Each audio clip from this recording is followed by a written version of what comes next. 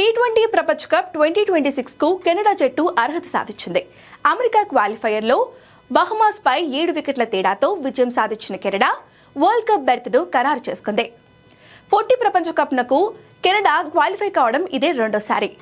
అయితే ఈ క్వాలిఫైయర్లో భాగంగా ఇప్పటి వరకు ఆడిన 5 మ్యాచ్ల్లోనూ విజయం సాధించిన కెనడా పాయింట్ల పట్టికలో అగ్రస్థానంలో నిలిచింది. 2026 టీ20 వరల్డ్ కప్ లో మొత్తం 20 జట్లు బరిలోకి దిగనున్నాయి. ఈ మెగా టోర్నీ కోసం ఐసీసీ ఇప్పటికే 12 జట్లకు నేరుగా అర్హత కల్పించింది.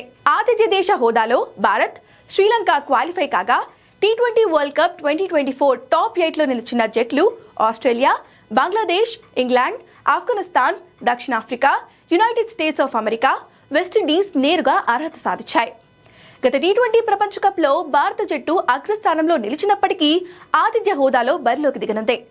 అదేవిధంగా టీ20 ర్యాంకింగ్స్ ప్రకారం న్యూజిలాండ్, పాకిస్తాన్, ఐర్లాండ్ కూడా క్వాలిఫై అయ్యాయి. ఇక మిగిలిన 8 బర్తులు వివిధ రీజియన్ల క్వాలిఫైయింగ్ పోటీల ద్వారా భర్తీ చేయబడ్డాయి.